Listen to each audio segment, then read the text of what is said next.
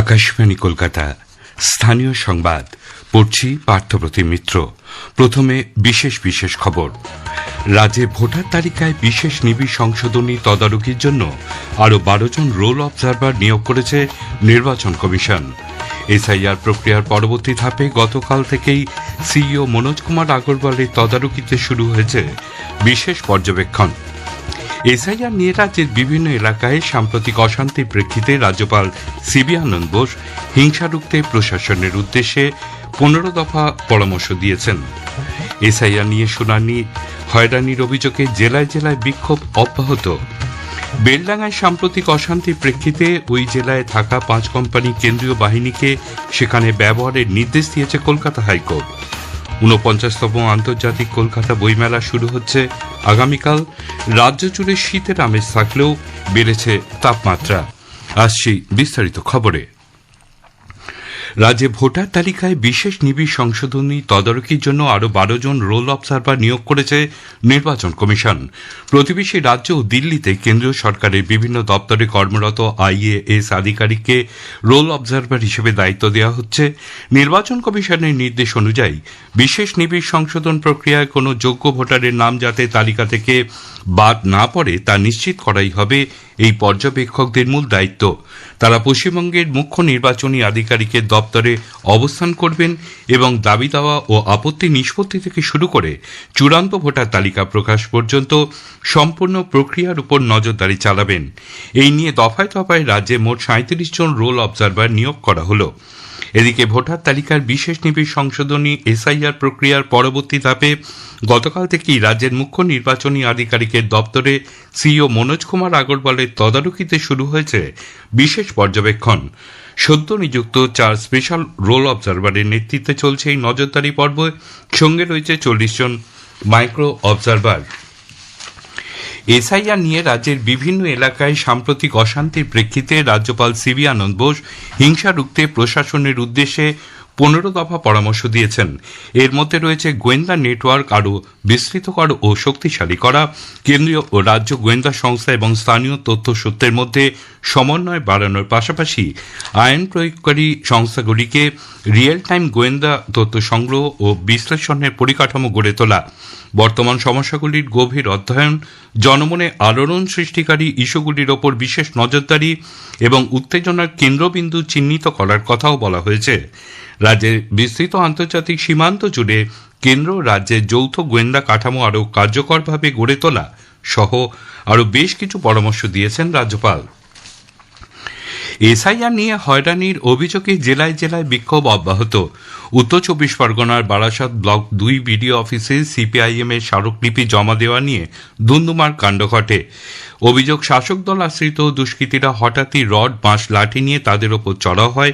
বেশ কয়েকজন আহত হলেও তাদের বারাসাত মেডিকেল কলেজে নিয়ে যাওয়া হয়। জেলা সন্দেশখালীর নেজাটে বিডিও অফিসের এসআইআর শুনানি চলাকালীন ভোটাররা বিডিও অফিস ভাঙচুর চালায়। জেলার বাদুড়িয়া, যদুরহাটি, কুলবেড়িয়া হসপিটাল মোড়ে হেনস্থার অভিযোগে রাস্তা অবরোধ করে বিক্ষোভ দেখায় গ্রামবাসীরা। বারাসাতের কাজীপাড়া এলাকাতেও একই অভিযোগে রাস্তা অবরোধ করা হয়। অপরদিকে পূর্ব বর্ধমানের খণ্ডঘোষেও স্মারকলিপি জমা দেওয়াকে কেন্দ্র করে সংঘাতে জড়িয়ে পড়ে তৃণমূল কংগ্রেস ও সিপিআইএম এর কর্মীরা। জামিয়াত উলেমা হিন্দের তরফেও জেলা শাসকের দপ্তরে গতকাল স্মারকলিপি জমা দেওয়া হয়। বাঁকুড়ায় এসআইআর শুনানির নামে সংখ্যালঘুদের বেছে বেছে হয়রানি করা হচ্ছে, এই অভিযোগ তুলে জেলা শাসকের দপ্তরের সামনে প্রবল বিক্ষোভ দেখায় জামিয়াতে উলেমা হিন্দের কর্মীরা। জলপাইগুড়িতে স্থানীয় মহিলা শুনানিতে হাজির হওয়ার পর বাংলাদেশি তকমা দিয়ে তার নথিপত্র গ্রহণ না করার গতকাল বিডিও অফিসের সামনে তৃণমূল কংগ্রেসের কর্মীরা বিক্ষোভ দেখান।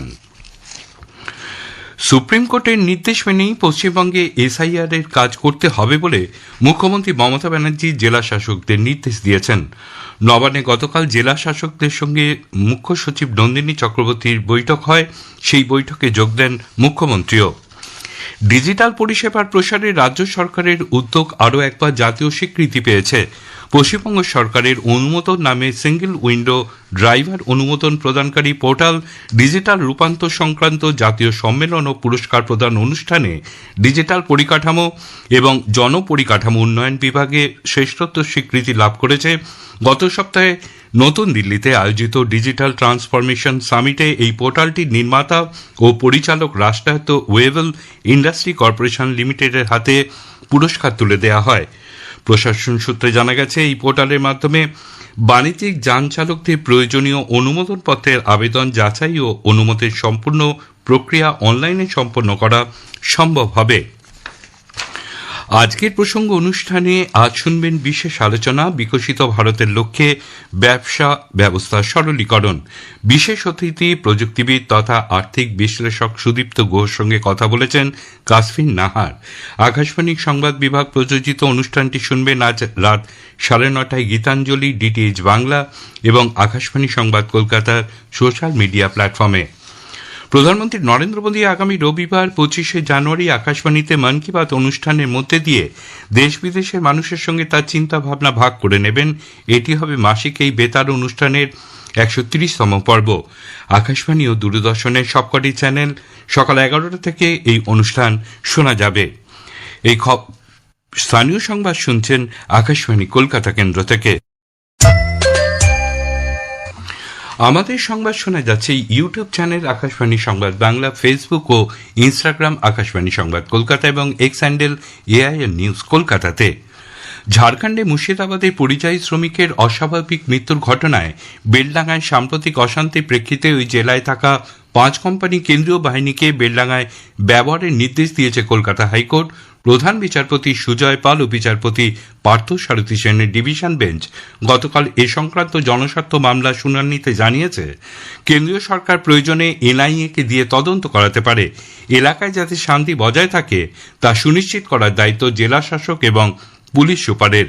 রাজ্য সরকারকে এ ব্যাপারে 2 সপ্তাহের মধ্যে হলফনামা জমা দিতে নির্দেশ দিয়েছে আদালত। সেখানে জানাতে হবে কোথায় কত বাহিনী মোতায়েন করা হয়েছে এবং কিভাবে তাদের ব্যবহার করা হচ্ছে। পরের 2 সপ্তাহের মধ্যে মামলাকারীরা তাদের বক্তব্য জানাতে পারবেন। বেলডাঙ্গায় অশান্তির ঘটনায় আরও 5 জনকে গ্রেপ্তার করেছে পুলিশ। এই নিয়ে ধৃতের সংখ্যা বেড়ে হল 36। ফেসবুক পেজের ভিডিও থেকেই এদের শনাক্ত করা হয়। অন্যদিকে কলকাতা হাইকোর্টের রায়কে স্বাগত জানিয়েছেন বিরোধী দলনেতা শুভেন্দু অধিকারী। কলকাতা হাইকোর্টের ডিভিশন বেঞ্চ আমার অ্যাপ্লিকেশনের ভিত্তিতে বেলডাঙ্গাতে 5 কোম্পানি প্যারামিলিটারি ফোর্স ডিপ্লয় করার নির্দেশ দিয়েছে। তারা বলেছে ভারত সরকার যদি মনে করে এই দেশ বিরোধী শক্তির বিরুদ্ধে ব্যবস্থা নিতে এনআইএও করতে পারে। মুর্শিদাবাদ জেলায় যে উপর্যুপরি লাগাতার এই জামাতিদের আন্দোলনের নামে হিন্দুদের উপর অত্যাচার, এর বিরুদ্ধে হাইকোর্ট কঠিন এবং কঠোর ব্যবস্থা নিয়েছেন। রাজ্যের বিভিন্ন সংস্থার তৈরি 45টি ওষুধের নির্দিষ্ট কিছু ব্যাচ গুণমান পরীক্ষায় ব্যর্থ হয়েছে। ইতিমধ্যেই সেই তালিকা প্রকাশ করেছে রাজ্য স্বাস্থ্য দপ্তর।